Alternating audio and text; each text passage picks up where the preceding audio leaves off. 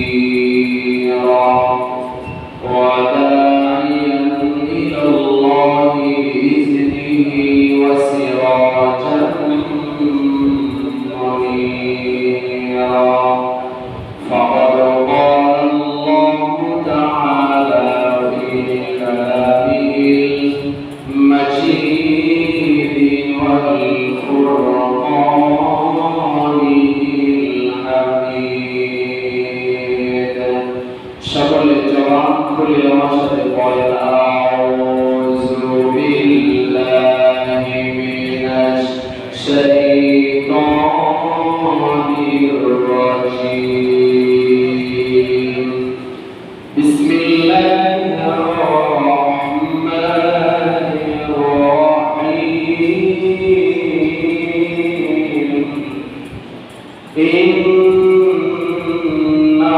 ইন্নাল্লাহা আশতারা মিনাল মুমিনিন ইন্নাল্লাহা আশতারা মিনাল মুমিনিনা আনফুসাহুম ওয়া আমওয়ালাহুম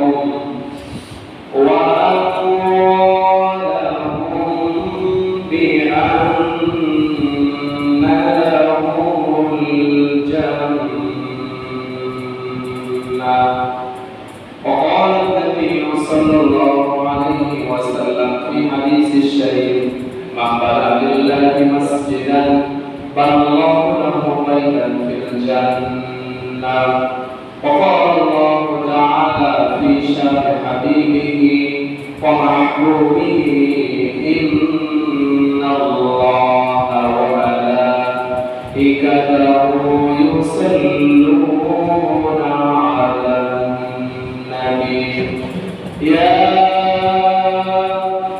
أيها الذين آمنوا صلوا عليه وسلموا تسليما اللهم صل على سيدنا مولانا محمد وعلى آل سيدنا حبيبنا محمد اللهم صل على سيدنا مولانا محمد وعلى آل سيدنا حبيبنا محمد الحمد لله معزز محترم حضرت العلماء الكرام مربيان عظام طلبة عظام মুসলমান الكرام যে মহান রব্বুল আলামিন আপনাকে আমাকে পবিত্র জুমার দিনে দুনিয়া বাজার লক্ষ কোটি মানুষের ভিতর থেকে যাচাই বাছাই করে পবিত্র দুই রাকাত জুমার নামাজ পড়ার সুযোগ করে দিয়েছেন এজন্য আমরা সকলেই উচ্চ আওয়াজে বলি আলহামদুলিল্লাহ লক্ষ কোটি দুরূদ বিশ্ব মানবতা মুক্তির দুরূদ সাইয়্যিদুল মুরসালিন খাতামান নবিয়্যিন রাহমাতাল লিল আলামিন যে নবীর বদৌলতে আমরা পেয়েছি এই সুন্দর জীবন ব্যবস্থা ইসলাম সে মহামানবের উপর আমরা সকলেই অন্তরের অন্তরস্থল থেকে দুরূদ পাঠ করে সকলে বলি সাল্লাল্লাহু আলাইহি ওয়াসাল্লাম সকলের মাঝে পবিত্র জিলহজ মাসের আজকে তৃতীয় জুমা আজকে আমার উপর আলোচ্য বিষয় হলো দান এবং সদকা সম্পর্কে ইসলামের অত্যন্ত গুরুত্বপূর্ণ বিষয় হলো দান সদকা করা বান্দার আত্মা ত্যাগ বান্দার দুনিয়া এবং আখিরাত উভয় জীবনে শান্তির একটা গুরুত্বপূর্ণ মাধ্যম হলো দান সদকা করা। জয় বলি সুবহানাল্লাহ। বিশ্বনবী সাল্লাল্লাহু আলাইহি ওয়াসাল্লাম হাদিস শরীফের ভিতরে বলেছেন, হে বনি আদম, ইনফিকুল্লাহু আলাইকা, তুমি আল্লাহ পাক রব্বুল আলামিনের পথে আল্লাহ তাআলার রাহে খরচ করো। মহান আল্লাহ পাক রব্বুল আলামিন দুনিয়া এবং আখিরাতে তোমার পিছনে খরচ করবেন। জোরে বলুন সুবহানাল্লাহ। সম্মানিত আছে, আয় রোজগার, টাকা পয়সা, ব্যাংক ব্যালেন্স, এটা একটা জিনিস, এবং রিজিকের ভিতরে বরকত, এটা ভিন্ন আরেকটা জিনিস। লক্ষ কোটি কোটি টাকা আছে কিন্তু শান্তি নাই, তার রিজিকের ভিতরে বরকত নাই। কিন্তু বান্দা সীমিত অর্থ, সীমিত রোজগারের ভিতরে মহান রব্বুল আলামিন যদি বারাকা রাখে, সীমিত অর্থের ভিতরে আল্লাহ তাআলা সীমিত অর্থের ভিতরে মহান রব্বুল আলামিন বরকত রাখলে আল্লাহ তাআলা তার ভিতরে বরকত রেখে দেয়। জোরে সুবহানাল্লাহ। সম্মানিত হাজিরিন, ইসলামের অত্যন্ত গুরুত্বপূর্ণ বিষয় হলো দান সদকা করা। মহান রব্বুল আলামিন পবিত্র কোরআনে কারীমের ভিতরে বলেছেন, ইন্নাল্লাহা আশতারা মিনাল মুমিনিন। চিৎকার করে বলেন আল্লাহু আকবার। সম্মানিত হাজিরিন, মহান রব্বুল আলামিন পবিত্র কোরআনে কারীমের ভিতরে বলেছেন, ইন্নাল্লাহ, অবশ্যই আমি আল্লাহ, ইশতারা, ক্রয় করে নিয়েছি, কিনে নিয়েছি, মিনাল মুমিনিনা, যারা মুমিন। যারা কি? যারা মুমিন, যারা মুসলমান, যারা নিজেদেরকে ইমানদার দাবি করে, মহান রব্বুল আলামিন বলেন, আমি তাদের থেকে কিনে নিয়েছি। জোরে বলুন সুবহানাল্লাহ। কি কিনলেন আল্লাহ তাআলা মুমিনদের কাছ থেকে? এক নাম্বার আনফুসাহুম, দ্বিতীয় নাম্বার আমওয়ালাহুম। এক নাম্বার মহান রব্বুল আলামিন বলে, আমি মুমিনদের থেকে, ঈমানদার থেকে, মুসলমানদের থেকে কিনে নিয়েছি এক নাম্বার তাদের জীবন, তাদের জান। কি? আনফুসাহুম, আমি মুমিনদের কাছ থেকে কিনে নিয়েছি তাদের জীবন। ওয়া আমওয়ালাহুম, আর দ্বিতীয় নাম্বার তার থেকে আমি ক্রয় করে নিয়েছি তাদের মাল, তাদের সম্পদ, তাদের টাকা পয়সা, তাদের জায়গা জমি। এই দুইটা জিনিস মহান রব্বুল আলামিন মুমিন বান্দার থেকে ক্রয় করে নিয়েছেন। এর বিনিময়ে আল্লাহ তাআলা কি দেবেন? বিআন্না লাহুমুল জান্নাহ। চিৎকার করে বলেন আল্লাহু আকবার। মহান রব্বুল আলামিন বলেছেন, আমি মুমিনের থেকে তার জান এবং মাল ক্রয় করে নিয়েছি, বিনিময়ে আমি আল্লাহ তাআলা তাদেরকে রেখেছি তাম পৃথিবী যদি এক পাল্লায় রাখা হয়, একটা জান্নাতের সমপরিমাণ মর্যাদার হবে না। মুমিনের জান এবং মালের বিনিময়ে আল্লাহ তাআলা জান্নাত দিয়ে মুমিনকে ধন্য করবেন। সুবহানাল্লাহ। যে মুমিন তার জান, তার জীবন, তার জন্য মহান আল্লাহ রব্বুল আলামিনের রাহে খরচ করতে পারবে, মহান আল্লাহ রব্বুল আলামিন যেভাবে, যে অবস্থায় তার জীবনকে দিতে বলেছে, সে যদি তার সেই অবস্থায় তার জীবনটা পরিচালনা করতে পারে এবং তার মাল, অর্থ, সম্পদ যদি সেইভাবে মহান রব্বুল আলামিনের পথে খরচ করতে পারে, আল্লাহ তাআলা তাকে সীমাহীন পুরস্কার রেখেছে জান্নাত। সুবহানাল্লাহ। যে জান্নাতের ভিতরে যদি কোনো ব্যক্তি একবার প্রবেশ করে, তার যাওয়া পাওয়ার কোনো কিছুই থাকবে না। সুবহানাল্লাহ। সম্মানিত হাজিরিন, আমরা এদিকে লক্ষ্য করি, মহান রব্বুল আলামিন মুমিন, মুত্তাকি, মুসলমানের থেকে তার জান এবং তার মালকে কি করে নিয়েছেন? ক্রয় করে নিয়েছেন, বিনিময়ে জান্নাত দেবেন। এই জান এবং মাল আপনি কোন পথে খরচ করবেন? মহান রব্বুল আলামিন পবিত্র কোরআনে কারীমের ভিতরে বলেছেন, কুল ইন্না সলাতি ওয়া নুসুকি ওয়া মাহইয়ায়া ওয়া মামাতি লিল্লাহি রাব্বিল আলামিন। চিৎকার করে বলেন আল্লাহু আকবার। মহান আপনি তাদেরকে বলে দেন কুল ইন্না সালাতি নিশ্চয় আমার বান্দারা যেন ইন্না সালাতি ওয়া নুসুকি তাদের নামাজ তাদের কুরবানি ইন্না সালাতি ওয়া নুসুকি ওয়া মাহইয়ায়া তাদের জীবনের যা কিছু আছে ওয়া মামাতি তাদের মৃত্যু পর্যন্ত লিল্লাহি রাব্বিল আলামিন যা কিছু করবে যা কিছু হবে সব কিছু যেন আমি আল্লাহ পাক রব্বুল আলামিনের জন্যই করে। সুবহানাল্লাহ। মুমিন মুত্তাকি মুসলমানের জীবনের শুরু থেকে মৃত্যুর আগ পর্যন্ত যা কিছু করবে সব কিছু কার জন্য? আল্লাহ পাক রব্বুল আলামিনের জন্যই করতে হবে।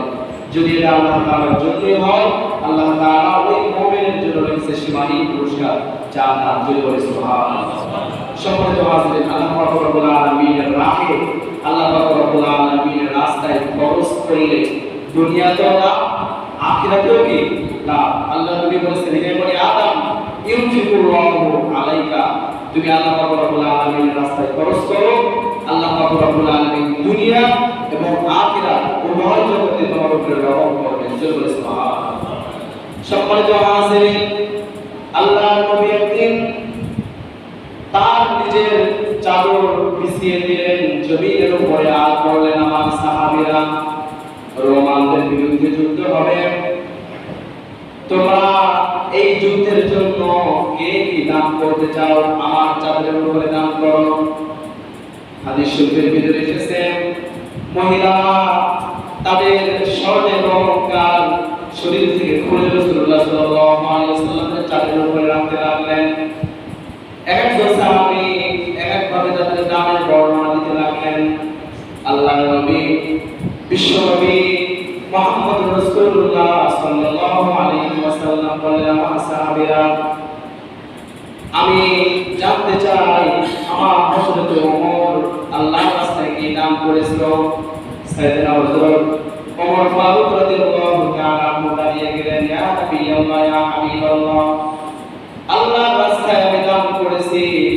আল্লাহ পাক রব্বুল আলামিন যাবতীয় সয় সম্পদ বলতে আমাকে যা কিছু দিয়েছিল তার অর্ধেক অর্থ আল্লাহ তাআলার রাস্তায় দান করে দিলাম। সুবহানাল্লাহ। সাইয়েদনা হযরত উসমান ইবনে রাইফ রাদিয়াল্লাহু তাআলা আনহু বললেন, ইয়া রাসূলুল্লাহ, আল্লাহ তাআলা আমার যে অর্ধ সম্পদ যা কিছু দিয়েছিল তার 1/3 আল্লাহ তাআলার রাস্তায় আমি দান করে দিলাম। সুবহানাল্লাহ। বিশ্বনবী সাল্লাল্লাহু আলাইহি ওয়াসাল্লাম বললেন আমার সাহাবীরা সকলে দান করেছো, কিন্তু আমার আবু বকরকে তো আমি এখনো দেখি নাই, আমার আবু বকর কোথায় আছো? হযরত আবু বকর রাদিয়াল্লাহু তাআলা আনহু একটা বিলালের আবদারে তিনি বসেছিলেন। লাব্বাইক ইয়া রাসূলুল্লাহ বলে দাঁড়িয়ে গেলেন। চোখ দিয়ে ওসরে পানি ঝরতেছে। হযরত আবু বকরের হাতে ছোট একটা থলি নিয়ে বিশ্বনবী সাল্লাল্লাহু আলাইহি ওয়াসাল্লামের সামনে হাজির হলেন, ইয়া রাসূলুল্লাহ, আল্লাহ পাক রব্বুল আলামিনের রাস্তায় আমি যে দানগুলো করলাম এগুলো আপনি গ্রহণ করেন। আল্লাহর নবী তার ছোট্ট থলিটা তিনি উপর করে ঢাললেন। দেখা গেল তার ভিতরে কয়েকটা দিরহাম, কয়েকটা গমের দানা, কয়েকটা রুটি ছাড়া তার ভিতরে কোনো কিছুই অবশিষ্ট নাই। আল্লাহর নবী বললেন, আবু বকর, তুমি আল্লাহ তাআলার রাস্তায় কি দান করেছো, কত দান করেছো? তিনি বললেন, ইয়া রাসূলুল্লাহ, আল্লাহ পাক রব্বুল আলামিন আমাকে যাবতীয় সম্পদ বলতে যা কিছু দিয়েছেন সমস্ত সব কিছু আমি আল্লাহ রাসূল সাল্লাল্লাহু আলাইহি ওয়াসাল্লামের কদম মোবারকে হাজির করেছি। সুবহানাল্লাহ। আল্লাহ নবী বললেন, হযরত আবু বকর, তোমার বাড়িতে স্ত্রী পরিবার পরিজনের জন্য তুমি কি রেখে এসেছো?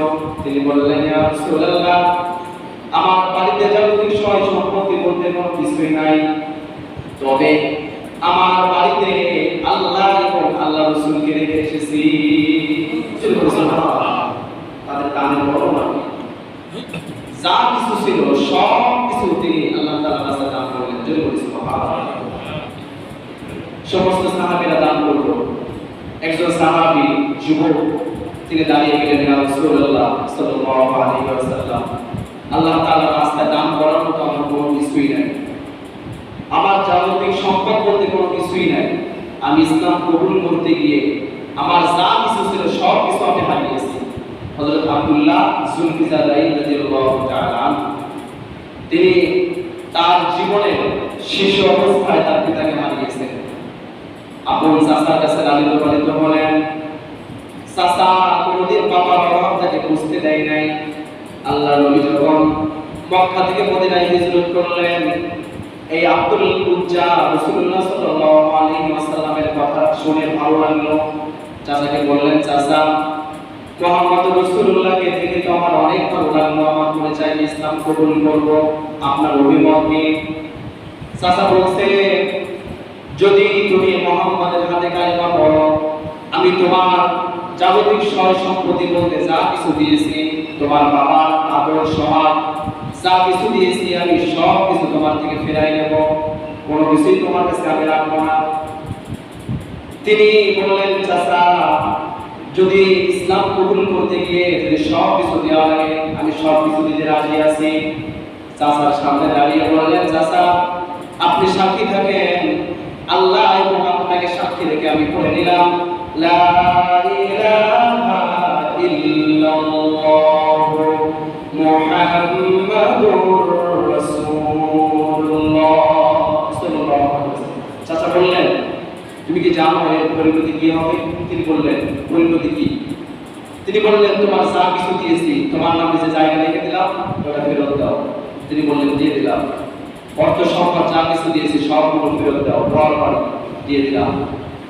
সর্বশেষ বললেন, আব্দুল উজ্জা তোমার গায়ের যে পোশাকটা আছে ওটাও তো আমার দেওয়া, ওটাও খুলে দিতে হবে। তিনি গায়ের পোশাকটা খুলে দিলেন। সর্বশেষ চাচা বলতেছে, তোমার পরা যে লুঙ্গিটা আছে এটাও তো আমার দেওয়া, তুমি আমার কথা মানো নাই, ইসলাম কবুল করেছো, রাসূলুল্লাহ বলে চলে গেছো, ওটাও তোমাকে খুলে দেওয়া লাগবে। আব্দুল উজ্জা চোখের পানি ছেড়ে দিলেন, কথা বলার ভাষা হারিয়ে ফেললেন। ইসলামের জন্য তিনি তার পরা লুঙ্গিটা পর্যন্ত খুলে দিলেন। নিজের চক্ষু চেপে ধরে তিনি দৌড় মারলেন, যে মাকে ডাক দিলেন, মা। মার ঘর থেকে বেরিয়ে দেখে যুবক ছেলে লম্ব অবস্থা। মা নিজের চক্ষু চেপে ধরে ঘরের ভিতরে চলে গেলেন, বাবা তোমার এমন অবস্থা কেমনে হলো? তিনি বললেন, মা আমি কালিমা পড়ার কারণে আমার চাচা আমাকে যা কিছু দিয়েছিল সব কিছুতে নিয়ে নিয়েছে, এমনকি আমার পরার যে কাপড়টা ছিল এটা পর্যন্ত তিনি টেনে হিসেবে খুলে নিয়েছে। মা বললেন, তোমার জন্য আমি কি করতে পারি? ছেলে বলে, মা কোনো কিছুই করা লাগবে না, যদি পরার মতো কোনো একটা কাপড় দিতে পারো এটাই আমার জন্য যথেষ্ট। মা ঘরের ভিতর থেকে একটা কম্বল অর্ধেক ছেড়ে দুইটা কম্বল, একটা কম্বল অর্ধেক করে তার কাছে দিলেন। আব্দুল উজ্জা এক টুকরা পড়লেন, আর এক টুকরা কম্বল গায়ে পেছায়া টুকটুক করে হাঁটতে হাঁটতে মদিনার মসজিদে নববীর রাসূলুল্লাহ সাল্লাল্লাহু আলাইহি ওয়াসাল্লামের হুজরার সামনে যেয়ে বসলেন। আল্লাহর নবী হুজরা থেকে বেরিয়ে দেখেন যুবক উস্কো চুল, চেহারাটা ক্ষুধার্ত মলিন হয়ে গেছে। আল্লাহর নবী বললেন, যুবক তোমার এই অবস্থা কেমনে হলো? যুবক বললেন, ইয়া রাসূলুল্লাহ ইসলাম কবুল করার কারণে আমার সয় সম্পত্তি যা কিছু ছিল সব কিছু আমি হারিয়ে ফেলেছি। সুবহানাল্লাহ। আল্লাহর নবী আব্দুল উজ্জাকে তিনি বুকের ভিতরে জড়িয়ে ধরলেন আর বললেন, আব্দুল উজ্জা তুমি ইসলামের জন্য যে কুরবান রেখেছো, আজকে থেকে আমি তোমার নাম রেখে দিলাম আব্দুল্লাহ যুলফিকারী। সুবহানাল্লাহ। ইসলাম কবুল করার কারণে তুমি সব কিছু হারিয়েছো, মায়ের কাছ থেকে উপহার পেয়েছো দুইটা কম্বলের টুকরা, তোমার নাম রেখে দিয়েছিলাম, আজকে থেকে তুমি হবা দুইটা মাত্র কম্বলের টুকরার মালিক। সুবহানাল্লাহ। আল্লাহর নবী যখন দানের বর্ণনা দিয়েছেন, ওই আব্দুল উজ্জা তিনি দাঁড়িয়ে গেলেন, ইয়া রাসূলুল্লাহ আমার তো দান সৎকার করার মতো কোনো কিছুই নাই, আল্লাহর রাস্তায় কি দান করব? তিনি রাসূলুল্লাহর সামনে গেলেন আর বললেন, ইয়া রাসূলুল্লাহ আপনি দোয়া করেন আল্লাহ পাক রব্বুল আলামিন যেন রোমানদের বিরুদ্ধে এই যুদ্ধে আল্লাহ তাআলা যেন আমাকে শহীদ হিসেবে কবুল করে নেয়। সুবহানাল্লাহ। আমি দেওয়ার মতো আমার কোনো কিছুই নাই, আমার জীবনটা দিয়ে আমি ধন্য হতে চাই। সুবহানাল্লাহ। আল্লাহ নবী বললেন, আমার সাহাবীরা গাছ থেকে একটা বাকল ছিঁড়ে নিয়ে আসো। খেজুর গাছ থেকে একটা বাকল ছিঁড়ে আনা হলো।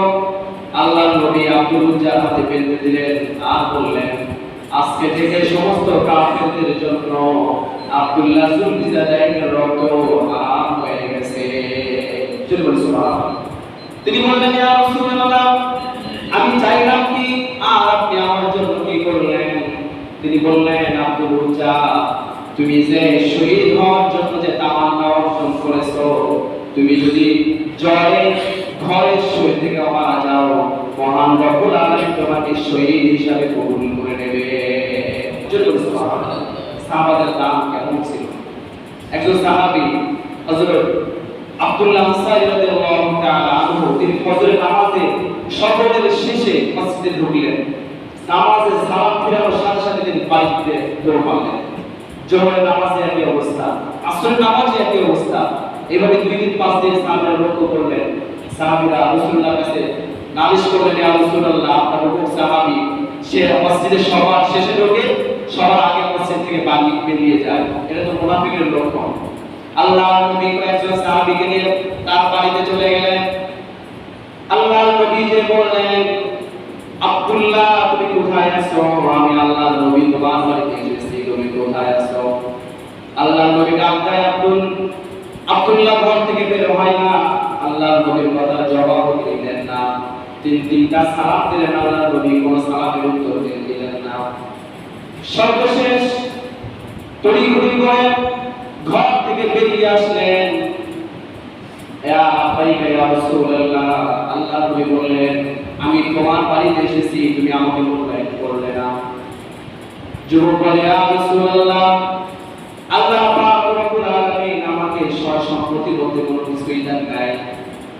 আমার বাড়িতে মাত্র একটি মাত্র কাপড়ের টুকরা আছে। ওই কাপড়ের টুকরাটা পরে আমি মসজিদে চলে যাই। নামাজ শেষে সালাম ফিরানোর সাথে সাথে আমার দৌড় দিয়ে ঘরে চলে আসি, কাপড়টা খুলে দেই। আমার বিবি ওই কাপড়টা পরে সে নামাজ আদায় করে। আপনি যখন আমার বাড়িতে এসে আমাকে সালাম দিলেন, ওই কাপড়টা তখন আমার পরা, ওই কাপড়টা তখন আমার স্ত্রীর পরা ছিল, তিনি তখন নামাজে দাঁড়িয়ে গেলেন। আপনি যখন প্রথম সালাম দিলেন তখন তিনি নামাজ পড়তেছেন, দ্বিতীয়বার সালাম দিলেন তখন তিনি রুকুতে যাওয়ার অবস্থায়, তৃতীয়বার যখন সালাম দিলেন তখন তিনি বৈঠকরত অবস্থায়। ইয়া রাসূলুল্লাহ, অবস্থায় আমি আপনার সাথে কি অবস্থায় আসবো? আল্লাহ নবী চোখের পানি ছেড়ে দিলেন। সাথে যে সমস্ত সাহাবীরা ছিল তারা সকলেই কাঁদতেছেন। আল্লাহ নবী বললেন, সবকিছুই তো বুঝলাম, তোমার দুঃখ কষ্ট, তোমার ছোট্ট বাচ্চাটাকে কেন তুমি গাছের ভিতরে, গাছের সাথে পিঠ পড়া দিয়ে তুমি কেন বেঁধে রেখেছো? তিনি বললেন, ইয়া রাসূলুল্লাহ, আমার পাশে যে বাড়িটা দেখতেছেন এটা ইহুদির বাড়ি। ইহুদির গাছে খেজুর হয়েছে, কাঁচা পাকা। ওই খেজুর গাছ থেকে পড়ে আর আমার এই 8 থেকে 10 বছরের বাচ্চা খেজুর খেয়ে ফেলেন। ইহুদি বিভিন্ন ভাবে গালাগালি করে, আমার আল্লাহ এবং আল্লাহর রাসূলকে গালাগালি দেয়। এটা আমি সহ্য করতে পারি না, যে কারণে আমি তাকে গাছের সাথে পিঠ পড়া দিয়ে বেঁধে রেখেছি।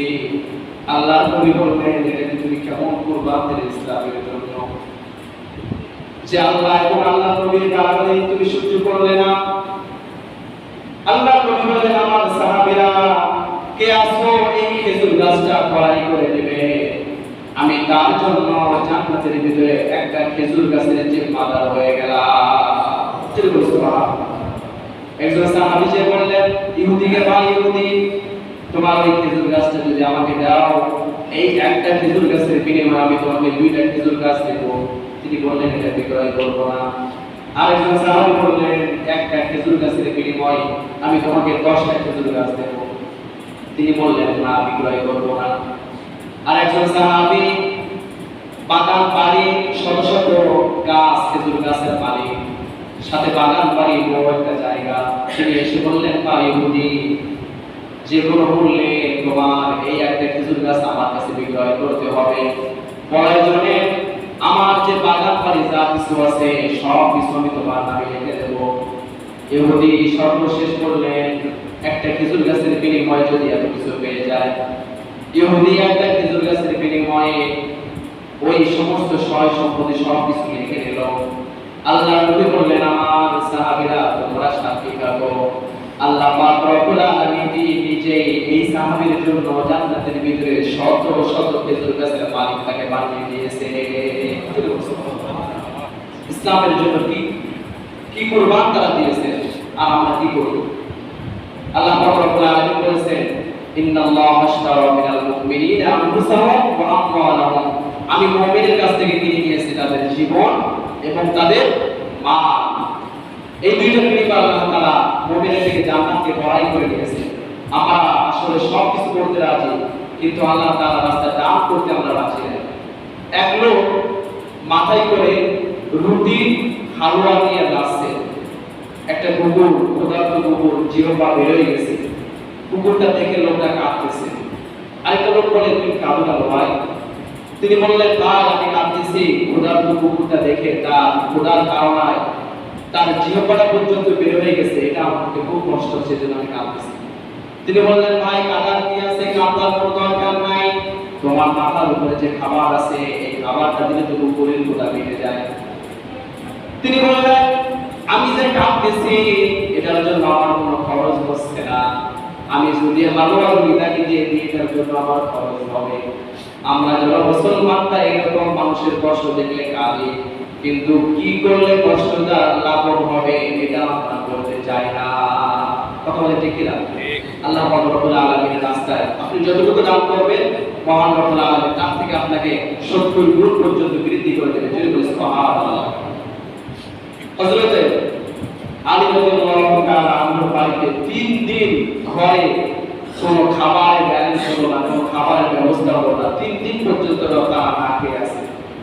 সর্বশেষ হযরত ফাতিমা জোহরা বললেন, প্রাণের স্বামী আমার 3 দিন পর্যন্ত না খেয়ে আছে, ছোট হাসান হুসাইন তারাও পর্যন্ত না খেয়ে আছে, আর তো খোদার কাজ নাই, আর তো দেখা যায় না।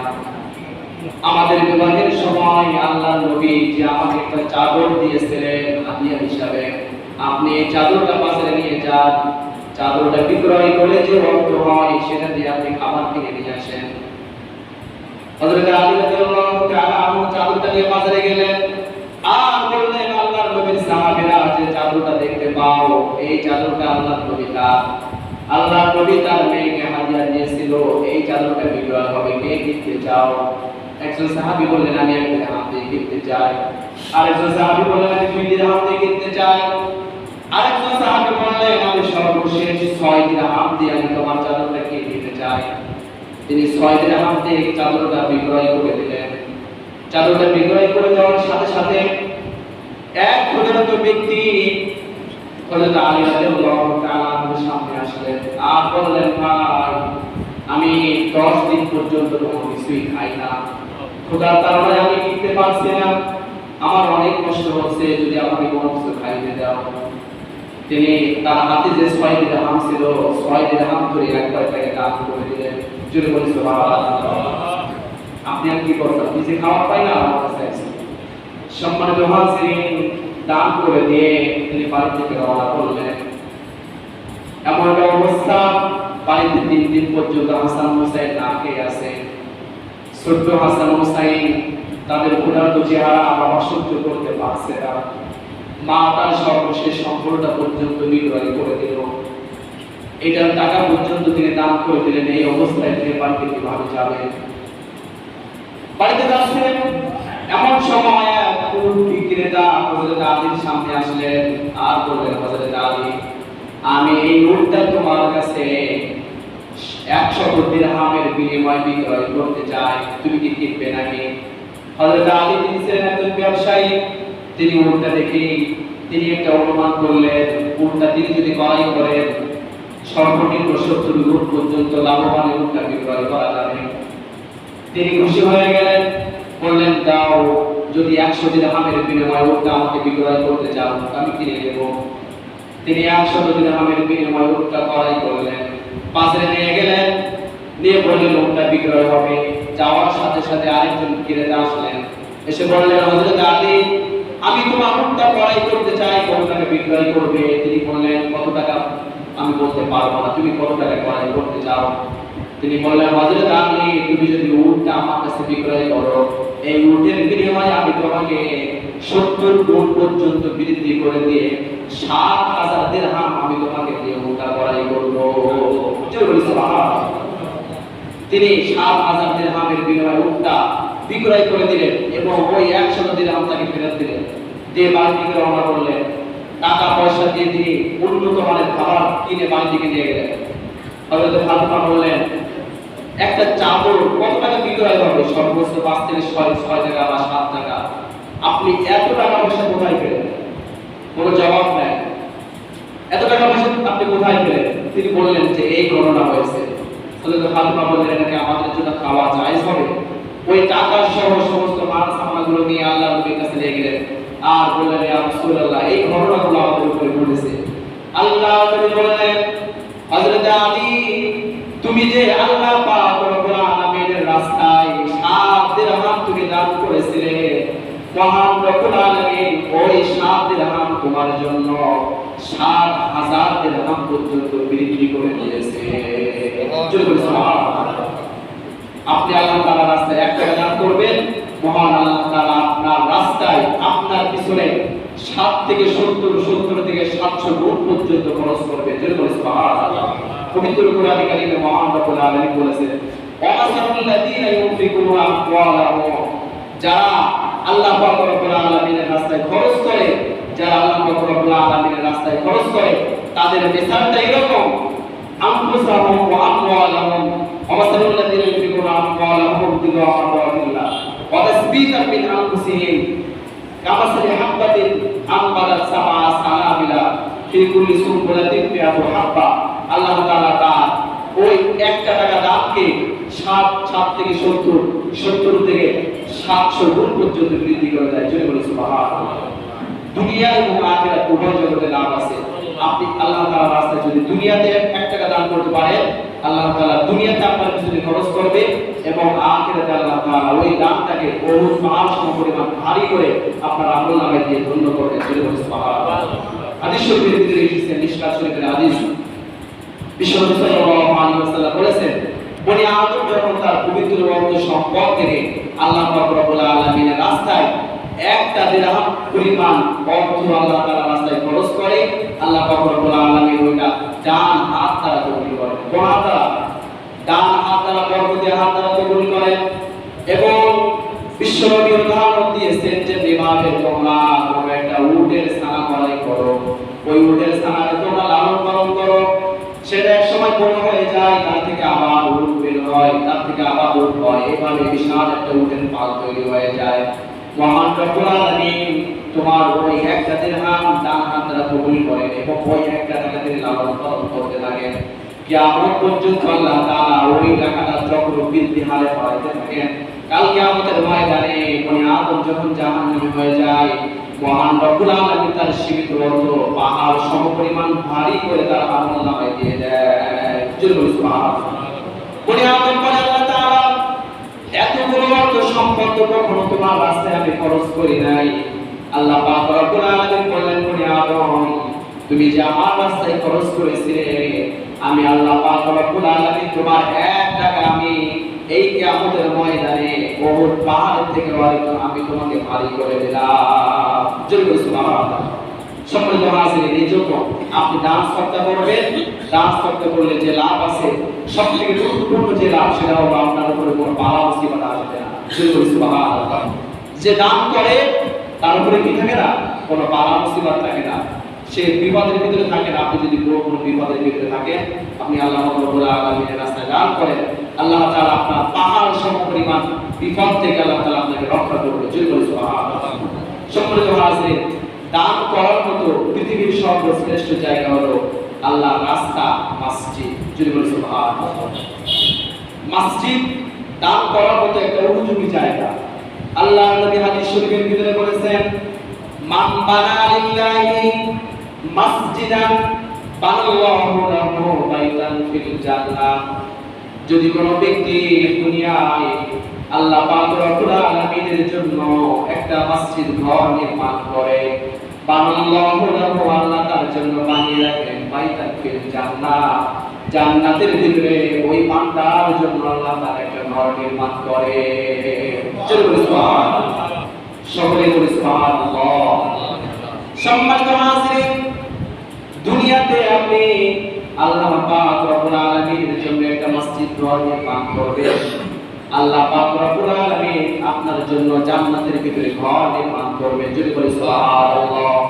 একজন সাহাবী বললেন, ইয়া রাসূলুল্লাহ, একটা মসজিদ নির্মাণ করার মতো অর্থ তো আমাদের কাছে নাই। আল্লাহর নবী বললেন, তুমি যদি তোমার পবিত্র অর্থ থেকে, তোমার মাল সামানা থেকে যদি তুমি একটা মসজিদে উন্নয়নের জন্য যদি তুমি একটা পাখির ডানা সমপরিমাণ যদি অর্থ ব্যয় করতে পারো, মহান রব্বুল আলামিন এই অর্থের কারণে আল্লাহ তাআলা তোমার জন্য জান্নাতে একটা ঘর নির্মাণ করবে। সুবহানাল্লাহ। সম্মানিত হাজিরিন, আল্লাহর নবী হাদিস শরীফের ভিতরে বলেছেন, সাবাতুন ইযিল্লুহুল্লাহু ফি যিল্লিহি ইয়াওমা লা যিল্লা ইল্লা যিল্লুহু। কাল কিয়ামতের ময়দানে সূর্য যখন পুরো হাত মাথার নিচে নেমে আসবে, গুনাহগারের মাথার চারদিক ফেটে যে তার মগজ, তার ব্রেনগুলো টকবক টকবক করে হাতের পায়ের মতো গড়ে পড়তে থাকবে। গুনাহগার বান্দা শুধুমাত্র ইয়া নাফসি করে কাঁদতে থাকবেন। ওই কঠিন মুহূর্তে অনেক নবীরাও পর্যন্ত ইয়া নাফসি করে কাঁদতে থাকবেন। মহানবী বিশ্বনবী সাল্লাল্লাহু আলাইহি ওয়াসাল্লাম হাদিস শরীফের ভিতরে বলেছেন, ওই কঠিন মুহূর্তে মহান রব্বুল আলামিন সাত শ্রেণীর ব্যক্তিকে তার আরশের নিচে ছায়া দান করবেন এবং তাদেরকে বিনা হিসাবে জান্নাত দিয়ে ধন্য করবে। জোরে সুবহানাল্লাহ, আর জোরে সুবহানাল্লাহ। সম্মানিত হাজিরিন, সুবহানাল্লাহ বলতে চাচ্ছি না, আপনি যদি একবার অন্তরের স্থল থেকে যদি সুবহানাল্লাহ বলতে পারেন, আসমান এবং জমিনের মাঝে যতগুলো ফাঁকা জায়গা আছে সমস্ত ফাঁকা জায়গাগুলো আল্লাহ তাআলা আপনার জন্য রহমত এবং বরকত দিয়ে ভরে দেবেন। জোরে বলি সুবহানাল্লাহ। সম্মানিত হাজিরিন, আল্লাহ নবী বলেন, সাবাতুন ইউযিল্লুহুল্লাহু ফি যিল্লিহি ইয়াওমা লা যিল্লা ইল্লা যিল্লুহু। সাত শ্রেণীর ব্যক্তিকে আল্লাহ তাআলা কাল কিয়ামতের ময়দানে তার আরশের নিচে ছায়া দান করবেন এবং তাদেরকে বিনা হিসেবে জান্নাত দিয়ে ধন্য করবেন। তাদের ভিতরে এক নাম্বার আইমানুন আদিলুন, যারা ন্যায় বিচারক, বিচারের চেয়ারে বসে যারা ন্যায়ের পক্ষে যারা রায় দেয়, যারা সঠিক বিচার করে, ন্যায় অন্যায় উভয়টা দেখে ন্যায়ের পক্ষে যে রায় দেয়, কাল কিয়ামতের ময়দানে আল্লাহ পাক রব্বুল আলামিন প্রথম নম্বরে তার আরশের নিচে তাকে ছায়া দান করবে। চলে বসুন। দ্বিতীয় নাম্বার ওয়াশাবুন নাশা ফি ইবাদাতিল্লাহি আযজা ওয়া জাল, যে যুবক যে যুবতী যৌবনকালে মহান আল্লাহ পাক রব্বুল আলামিনের রাস্তায় খরচ করেছে, মহান আল্লাহ পাক রব্বুল আলামিনের রাস্তায় ইবাদত বন্দেগী করে কাটিয়েছে, ওই যুবক এবং ওই যুবতীকে কাল কিয়ামতের ময়দানে আল্লাহ পাক রব্বুল আলামিন তার আরশের নিচে ছায়া দান করবে। তৃতীয় নাম্বার আল মাসজিদুন মুআল্লাকাতুন বিলিসানিহা রাজুলুন কলবুহু মুআল্লাকুন বিলিসানিহা। ওই বান্দা, যেই বান্দার অন্তরটা সব সময়ের জন্য মসজিদ মুতাদ্দ, মসজিদে কখন কোন জিনিসের প্রয়োজন, মসজিদের কোন জিনিস কোন কাজটা দরকার, সাথে সাথে সে আল্লাহ পাক রব্বুল আলামিনের কাছে আল্লাহু আকবার বলে নেমে গেছে। নাম করার সময় সে সময় আগে থাকতো। আল্লাহ পাক রব্বুল আলামিনের মসজিদ রক্ষণাবেক্ষণ, মসজিদের সুসজ্জিত করার জন্য সে অর্থ সম্পদ খরচ করেছে। এই ব্যক্তিকে কাল কিয়ামতের ময়দানে তার আরশের আল্লাহর নিচে ছায়া দান করবে এবং তাকে বিনা হিসাবে জান্নাত দিয়ে ধন্য করবে। সম্মানিত হাজির, মসজিদে দান করলে কি লাভ, যে কাল কিয়ামতের ময়দানে আল্লাহ তাআলা তাকে বিনা হিসাবে জান্নাত দেবেন। সম্মানিত হাজির, আমরা যে মসজিদ ঘরে আমরা নামাজের জন্য উপস্থিত হয়েছি, নিশ্চয়ই আমরা জানি এই মসজিদ ঘরটা দীর্ঘদিনের নয়। এই মসজিদটা সবেমাত্র কয়েক মাস এই মসজিদটা নির্মিত হয়েছে। মসজিদের যে উন্নতি চারিদিকে তাকাইলে আসলে অন্তরটা ভরে যায়। যে অল্প কিছুদিন এই মসজিদটা এত দূর পর্যন্ত এগিয়ে গেছে, আসলে অন্তরটা মনটা নামাজ পড়তে গিয়ে শীতল হয়ে যায়। যা সত্যি আল্লাহ রাব্বুল আলামিন এই মহল্লা এই এলাকার মানুষের উপরে রহমত করেছেন বিধায় তাদের পকেটের টাকায় মসজিদটা এই পর্যন্ত আসতে পেরেছে। কথা বলে ঠিক কিনা? মসজিদে এখন পর্যন্ত কিছু কাজ বাকি আছে, যে কাজগুলো আমরা বাইরে তাকালে দেখতে পাই যে মসজিদের সবথেকে গুরুত্বপূর্ণ যে বিষয়, মসজিদের ইমাম এবং মুয়াজ্জিন ছাড়া কি মসজিদ চলে? সবাই কথা বলেন, ইমাম মুয়াজ্জিন ছাড়া কি মসজিদ চলে?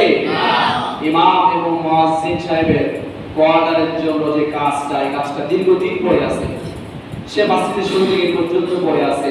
অনেকেই এই কোয়ার্টারের জন্য দান লিখিয়েছিলেন, কিন্তু হয়তো আর্থিক অসচ্ছলতার কারণে তারা দিতে পারেন নাই।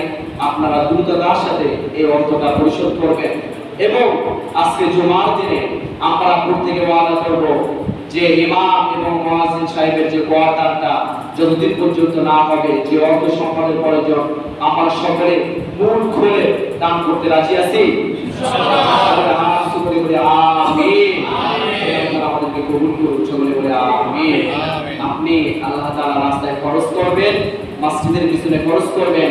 এই মসজিদটা যতদিন পর্যন্ত থাকবে, মসজিদের মুসল্লিরা মসজিদে নামাজ পড়বে, আযান হয়ে যাওয়ার সাথে সাথে তারা মসজিদে সিজদা করবে। সম্মানিত হাজিরিন, যতদিন পর্যন্ত মসজিদ টিকে থাকবে, আপনি ততদিন পর্যন্ত কবরে শুয়ে থেকে সওয়াব পেতে থাকবেন। যদি বলি সুবহানাল্লাহ। আল্লাহ নবী হাদিস শরীফের ভিতরে বলেছেন, ইযা মাতাল ইনসান, যখন কোন ব্যক্তি মারা যায়, খেয়াল করে শুনি আমরা হাদিসটা, ইযা মাতাল ইনসান, যখন কোন বনি আদম মারা যায়, ইনকাতা আনহু আমালুহু ইল্লা মিন সালাসা, তার দুইটা চোখ বন্ধ হওয়ার সাথে সাথে তার যাবতীয় অর্থ সয় সম্পদ বলতে যা কিছু আছে কোনো কিছু তার জন্য অবশিষ্ট থাকে না। কোনো কিছু থাকে? মৃত্যুবরণ করার সাথে সাথে আপন ভাই ভাই বাবার সম্পদ ভাগ বন্টন করার জন্য মারামারি করে, আছে না নাই? আছে। বনি আদম মৃত্যুবরণ করার সাথে সাথে তার যাবতীয় সয় সম্পদ বলতে কোনো কিছুই তার থাকে না, ইল্লা মিন সালাসা, মৃত্যুর পরে তার জন্য তিনটা আমল অবশিষ্ট থাকে। যদি বলি সুবহানাল্লাহ। এক নাম্বার, মৃত্যুর পরে বনি আদম তার জন্য যে অর্থ সম্পদ অবশিষ্ট থাকে, এক নাম্বার যেটা তার জন্য অবশিষ্ট থাকে সেটা হলো ইল্লা মিন সাদাকাতিন জারিয়া, তার অর্থ সম্পদের ভিতর থেকে সে যদি আল্লাহর রাস্তায় কিছু যদি দান সদকা করতে পারে, এটা যতদিন পর্যন্ত দুনিয়ায় থাকবে, বনি আদম কবরে শুয়ে থেকে ততদিন পর্যন্ত সওয়াব পেতে থাকবে। আপনি যদি মসজিদের পিছনে যদি একটু ভূমিকা রাখতে পারেন, আপনার যতটুকু সামর্থ্য আছে ততটুকু সামর্থ্য অনুযায়ী যদি মসজিদের পিছনে যদি ভূমিকা রাখতে পারেন, মসজিদ থাকবে, আপনি থাকবেন না, আমিও থাকবো না, আপনি আমি চলে যাব, নেক্সট জেনারেশন তারা মসজিদে আসবে, আজান হবে, মসজিদে তারা নামাজ পড়বে, মসজিদ কখনো ক্ষয় নয়, হবে না। তো সম্মানিত হাজিরিন, মসজিদ যতদিন পর্যন্ত টিকে থাকবে, আল্লাহর বান্দারা সিজদা দেবে, প্রত্যেকটা সিজদায় আল্লাহ আপনার আমলনামায় সওয়াব দেখতে থাকবে। জোরে বলি সুবহানাল্লাহ।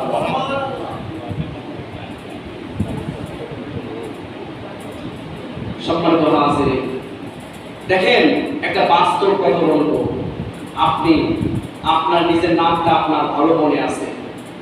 আমার নাম মহিবুজ্জামান, নামটা বলার সাথে সাথে বলতে পারি। আমার আব্বার নাম আমার কাছে সব থেকে বেশি প্রিয়, আব্বার নামটা আমার ছোটস্থ। আমার দাদার নামটা আমার অতটা মনে পড়ে না, কারণ দাদার নাম সব জায়গায় লাগে না। কিন্তু দাদার যে বাবা আছে, আপনার পথদাদা আছে, তার নামটা কয়েকজনের মুখস্থ আছে? দাদার বাবার নাম মনে আছে? আপনার জীবন হইল আপনার দাদা হওয়া পর্যন্ত, দাদা হওয়ার পরে আপনার আর জীবন নাই। দাদা হওয়া পর্যন্ত আপনার পোতা নাতি তারা একটু মনে রাখতে পারে, তারপরে কেউ মনে রাখবে না। আপনি কি দিয়ে যাবেন কবরে, সেটা আপনাকে গোছাই নিয়ে যেতে হবে। সম্মানিত হলেন, আপনার গোছানো কেউ গোছাই দেবে না। এমন নজির আছে, এখান থেকে কিছুদিন আগে আমি সময় সংবাদ নিউজে দেখেছি, ঢাকা শহরে 5 তলা ফ্ল্যাট বাড়ি, 4 ভাই, বাবা মৃত্যু লাশটা সিঁড়িঘরের নিচে একদিন পর্যন্ত পড়ে আছে, কোন সন্তান বাবার লাশের পাশে যায় নাই, বরঞ্চ তারা বাবার অর্থ সম্পদ আর বড় নিয়ে ব্যস্ত, মারামারি তাদের আর সম্পর্কের ভিতরে ফাটল ধরে গেছে শুধুমাত্র অর্থ সম্পদের কারণে। আপনি যেটা রেখে যাবেন আপনার সন্তানেরা আপনার পিছনে খরচ করতেও পারে, নাও করতে পারে, বৈধ পথে খরচ করতেও পারে, অবৈধ পথে খরচ করার সম্ভাবনা বেশি। তার কারণ আপনার কষ্টিত পয়সা আপনি কষ্ট করে গায়ের ঘাম, মাথার ঘাম, পায়ে ফেলে আপনি কষ্ট করে অর্জন করেছেন। আপনি বাসে কাছে 1 টাকা খরচ করতে গেলে আপনার অন্তর কাঁপবে, কিন্তু আপনার সন্তান তো দেখে না কিভাবে আপনি রোজগার করছে, ঠিক আছে? সে তো খালি দেখবে কোন সময় কোন কনসার্টে যাওয়া যায়, সে তো দেখবে কোথায় খরচ করলে আমার নাম কাম আসে, আপনার জন্য তো কোনো খরচ করবে না। তো সম্মানিত হাজিরিন, অনেকের বাবা মা দুনিয়া থেকে চলে গেছে, বুঝছে না? বাবা মার জন্য দোয়া করলে সত্যি মানুষের মনটা নরম হয়। বাবা মার কথা প্রয়োজনে বললে মানুষের চোখে পানি পড়ে। এই বাবা মার জন্য যদি আপনি সন্তান হিসাবে আপনার অর্থ সম্পদের ভিতরে থেকে যদি কোনো কিছু দান করেন, বাবা মা কবরে শুয়ে গেছে সেই সবের কাজে জুড়ে বলে সুবহানাল্লাহ। কে আছেন তার বাবা মার জন্য দান করবেন আজকে জুমার দিনে?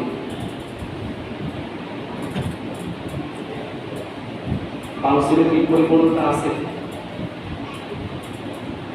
বাবা মার জন্য আপনারা যদি নাম দেখাইতে নাও চান, নিয়াত করেন যে আগামী জুমায় আমি বাবা মার জন্য 500 টাকা, 1000 টাকা, 10,000 টাকা